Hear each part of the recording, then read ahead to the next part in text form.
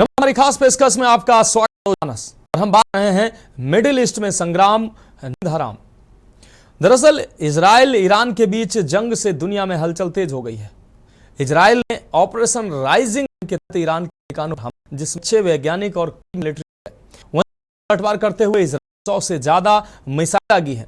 Iran ने अपनी जवाबी कार्रवाई को टू प्रॉमिस 3 नाम दिया।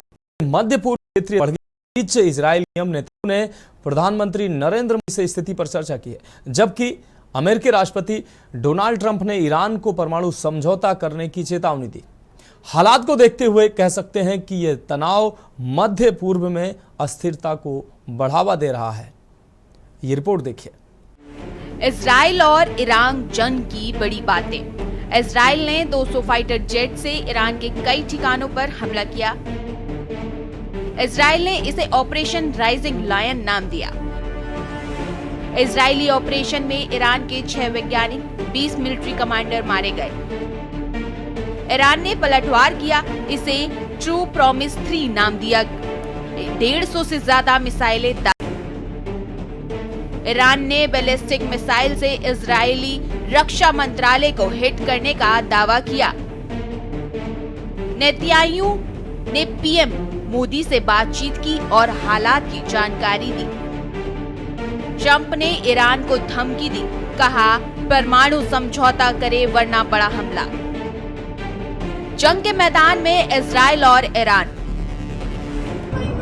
मिडिल ईस्ट में जिसका डर अब वही हो गया है।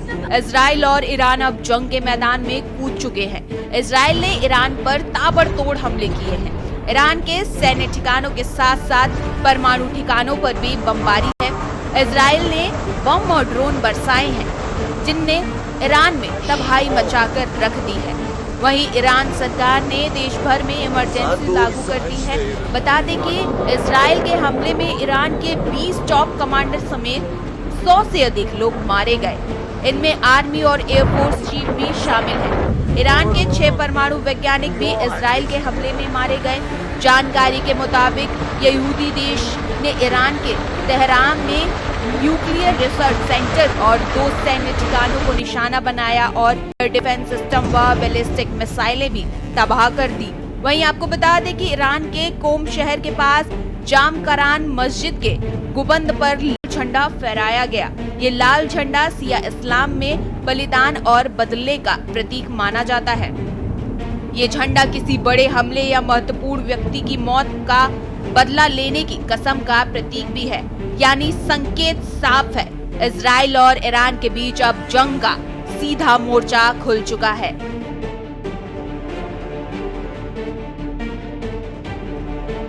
इजराइल ने क्यों बनाई ईरान पर हमले की योजना? आपको बता दें, ईरान बीते काफी समय से अपने परमाणु संवर्धन और परमाणु हथियारों को ले जाने में सक्षम बैलिस्टिक मिसाइलों के निर्माण कार्यों पर जोर दे रहा था। इजराइल के प्रधानमंत्री बेंजामिन नेतन्याहू ने कहा कुछ समय पहले ही दावा किया था कि ईरान के पास 9 परमाणु बम बनाने लायक संवर्धित यूरेनियम इकट्ठा हो चुका है। हालांकि संयुक्त राष्ट्र की परमाणु निगरानी संस्था अंतर्राष्ट्रीय परमाणु ऊर्जा एजेंसी ने अपनी एक हालिया रिपोर्ट में दावा किया था कि ईरान के पास करीब 408 किलोग्राम यूरेनियम 60% तक एनरिच्ड है। इसके अलावा 133 किलो यूरेनियम 50% तक संवर्धित है। IAEA ने कहा था कि ईरान ने बीते वर्षों में अपने परमाणु कार्यक्रम को तेजी से बढ़ाया है। गौरतलब है कि यूरेनियम को 90% तक संवर्धित कर परमाणु हथियार बनाए जा सकते हैं। दरअसल इजराइल और ईरान बीते कई वर्षों से आमने सामने हैं, जहां ईरान इस्लामिक देशों के बीच अपनी पैठ बनाने के लिए इजराइल को निशाने पर लेता रहा है और उसके खिलाफ फलस्तीन में हमास, यमन में हूती और लेबनान में हिजबुल्लाह को समर्थन देता रहा है। जवाब में इजराइल भी ईरान को अलग अलग समय में निशाना बनाता रहा है और परमाणु कार्यक्रम पर काम कर रहे उसके वैज्ञानिकों से लेकर सैन्य प्रमुखों पर हमला बोले हैं।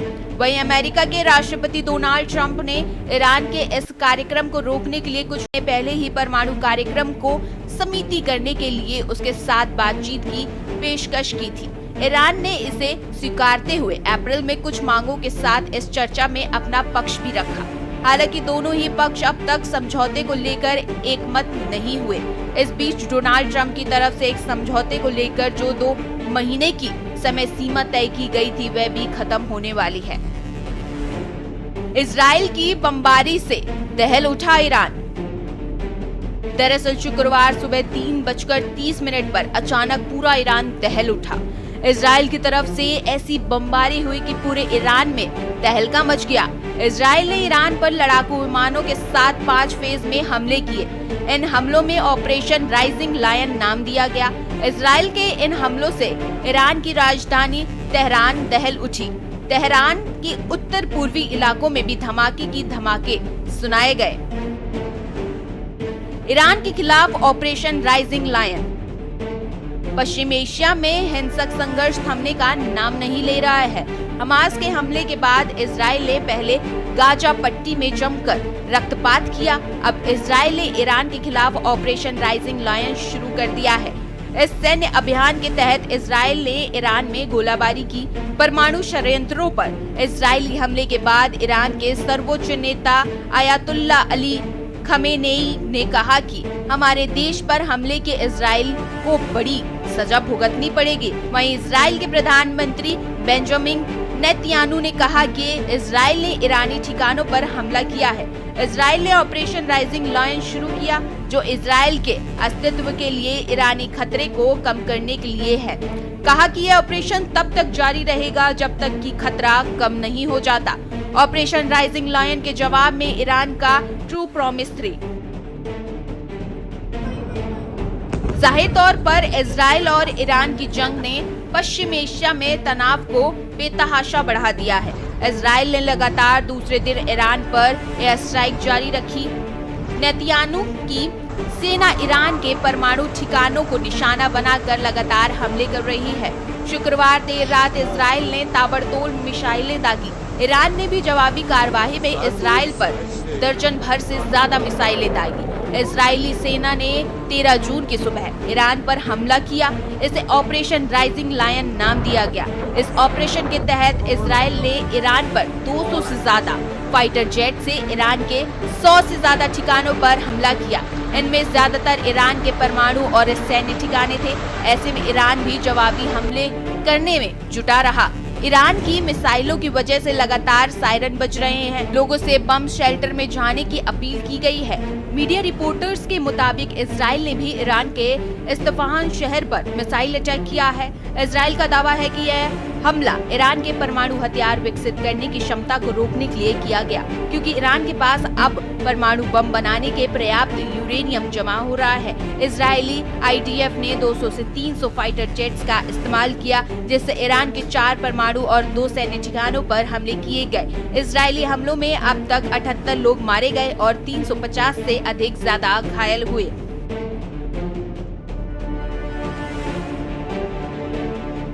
ईरान को ट्रंप की खुली चेतावनी, अभी भी वक्त है, कर लो डील। देखा जा रहा है कि इजराइल और ईरान बेहद उथल-पुथल भरे दौर से गुजर रहे हैं। लिहाजा इजराइल और ईरान की जंग ने तनाव का स्तर बहुत बढ़ा दिया है। आलम यह है कि इस अस्थिरता के बीच अमेरिकी राष्ट्रपति डोनाल्ड ट्रंप ने ईरान को एक बार फिर आगाह किया है। ट्रंप ने ईरान को चेताते हुए कहा कि अभी भी देर नहीं हुई है। ईरान को अपने परमाणु कार्यक्रम के लिए बातचीत की टेबल पर लौटना होगा। उन्होंने ईरान पर हुए इन हमलों को बेहद सटीक और सफल बताया। उन्होंने ईरान के परमाणु और सैन्य ठिकानों पर इस्राइल के हमलों को लेकर कहा कि हमें इसके बारे में पहले से जानकारी थी। मैंने ईरान को शर्म और मौत से बचाने की कोशिश की। मैंने उन्हें भरसक बचाने की कोशिश की। मैंने कोशिश की क्योंकि मुझे ईरान के साथ यह डील करनी है। क्या है अमेरिकी और ईरान परमाणु समझौता? अमेरिकी ईरान परमाणु समझौते के joint comprehensive plan of action JCPOA के रूप में जाना जाता है। 2015 में ईरान और P5+1 देशों अमेरिका, ब्रिटेन, फ्रांस, रूस, चीन और जर्मनी के बीच हुआ। इसका मुख्य उद्देश्य ईरान के परमाणु कार्यक्रम में सीमित करना, ये सुनिश्चित करना कि ईरान परमाणु हथियार विकसित ना कर सके। बदले में ईरान पर लगे आर्थिक प्रतिबंधों को हटाया जाए। 2018 में ट्रंप अपने पहले कार्यकाल के दौरान इस डील से बाहर निकल आए थे। इस डील के तहत ही ईरान के न्यूक्लियर प्रोग्राम को सीमित रखा जा रहा था। इसके बदले में अमेरिका ने ईरान को उनके प्रतिबंधों से डील की थी। इस डील के बाद ईरान ने तेजी से अपने न्यूक्लियर प्रोग्राम पर काम करना शुरू किया। बहरहाल अब ट्रंप नए सिरे से ईरान से समझौता चाहते हैं, जिसके लिए खामेनेई तैयार नहीं है। अमेरिका के इजराइल की मदद में हद कहां तक? आपको बता दें कि इजराइल और ईरान की जंग में अमेरिका खुलकर नेतन्याहू के साथ खड़ा हो गया है। रिपोर्ट के मुताबिक ईरान की ओर से इजराइल पर दागी जा रही मिसाइलों को अमेरिका रोकने में मदद कर रहा है। बताया जा रहा है कि इस जंग में अमेरिका खुलकर इजराइल की मदद कर रहा है। जैसा कि हमने बताया कि इजराइल ने स्पष्ट किया है कि जब तक ईरान का परमाणु खतरा खत्म नहीं होता, ऑपरेशन राइजिंग लायन जारी रहेगा। ईरान ने जवाबी हमले की चेतावनी दी और अपनी बैलिस्टिक मिसाइल क्षमता को और बढ़ाने की योजना बनाई है। इजराइल में रेड अलर्ट जारी है और नागरिकों को बंकरों में रहने के निर्देश दिए गए हैं। मालूम हो कि इजराइल और ईरान के बीच लंबे समय से संबंध सही नहीं है। इजराइल ईरान के परमाणु कार्यक्रम को अपने लिए सबसे बड़ा खतरा मानता है। इजराइल पर ईरान का पलटवार। परमाणु षड्यंत्रों पर इजराइल के हमलों के बाद ईरान ने पलटवार किया है। ईरान के सर्वोच्च नेता आयतुल्ला अली खमेनेई ने कहा कि हमारे देश पर हमले के इजराइल को कड़ी सजा भुगतनी पड़ेगी। कहा कि इजराइल के हाथ खून से सने हैं। उसने हमारे देश में अपराध किया है। आवासीय केंद्रों पर हमला करके इजराइल ने अपनी दुर्भावना उजागर कर दी है। इसका करारा जवाब दिया जाएगा।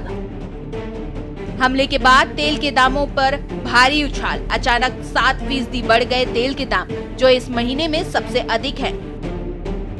कच्चे तेल का वैश्विक बेंचमार्क रेट क्रूड $4.60 यानी 6.63% बढ़कर $73.96 प्रति बैरल पर पहुंच गया है।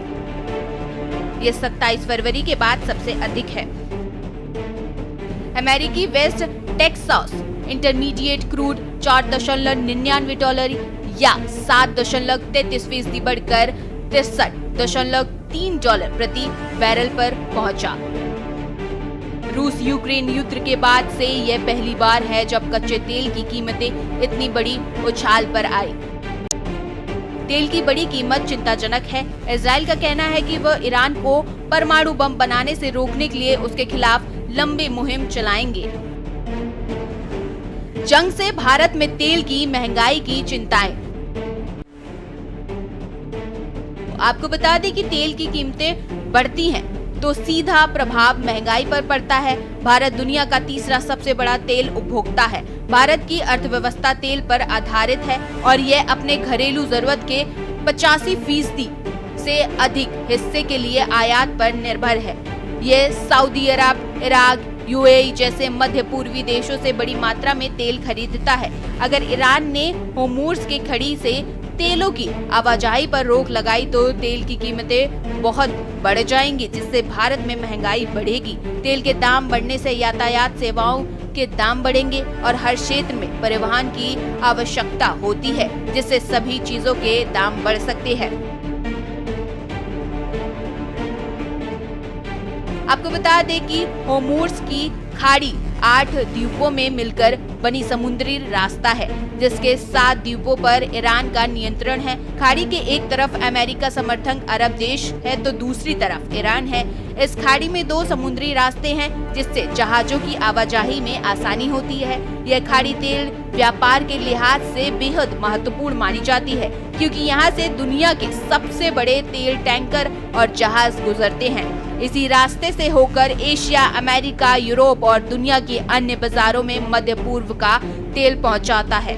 दरअसल 2023 में हर दिन इस खाड़ी से 2.9 करोड़ बैरल तेल गुजरता, जो कि दुनिया की पेट्रोलियम खपत का 20% हिस्सा है। इसके अलावा 2023 में ही इस रास्ते से 8 करोड़ प्राकृतिक गैस LNG का परिवहन हुआ था और दुश्मनी में बदल गई ईरान और इजराइल की दोस्ती। आपको बता दें कि 1979 तक ईरान और इजराइल एक दूसरे के अच्छे दोस्त हुआ करते थे। 1948 में जब इजराइल का निर्माण हुआ तब उसे अरब देशों से भारी विरोध का सामना करना पड़ा, लेकिन ईरान ने इजराइल को 1950 में मान्यता दी थी। दोनों देशों के बीच कूटनीतिक, सैन्य और तेल व्यापक संबंध भी थे। 1970 के दशक तक दोनों के रिश्ते मजबूत थे। 1949 में ईरान में इस्लामिक क्रांति हुई और तत्कालीन सत्ता आई। आखिर आयतुल्ला खुमैनी के नेतृत्व में एक कट्टरपंथी शिया इस्लामी गणराज्य बना। इसके बाद ईरान ने इजराइल को शैतान घोषित कर दिया और कहा कि इजराइल को खत्म कर देना चाहिए। तभी से दोनों देशों के रिश्ते दुश्मनी में बदल गए। क्या वर्ल्ड वॉर की बज गई घंटी? अब सवाल उठ रहा है कि क्या ये घटना तीसरे विश्व युद्ध की शुरुआत बन सकती है। हालांकि विशेषज्ञों का मानना है कि इसका फैसला रूस और चीन जैसे देशों के रुख पर निर्भर करेगा। बता दें कि विश्व युद्ध तब शुरू होता है जब कई देश एक साथ युद्ध में शामिल हो जाएं। फिलहाल ईरान और इजराइल दोनों देशों के बीच सीधा टकराव बढ़ रहा है। अगर ईरान अपने ड्रोन हमले को तेज करता है या इजराइल फिर से बड़े पैमाने पर हमला करता है तो यह संघर्ष विस्तार रूप ले सकता है। दरअसल अमेरिका इजराइल का प्रमुख सहयोगी है। मध्य पूर्व में 40,000 सैनिक तैनात है। अगर ईरान पर और हमले होते हैं तो अमेरिका शामिल हो सकता है, जो नाटो को भी खींच सकता है। वहीं रूस और चीन ईरान के करीबी सहयोगी है। अगर वे सैन्य सहायता देते हैं तो भी यह युद्ध बड़े स्तर पर जा सकता है। स्पेशल डेस्क के न्यूज इंडिया। तो फिलहाल हमारी खास पेशकश में अभी के लिए मेरे साथ इतना ही। मुझे दीजिए इजाजत और आप देखते रहिए के न्यूज इंडिया।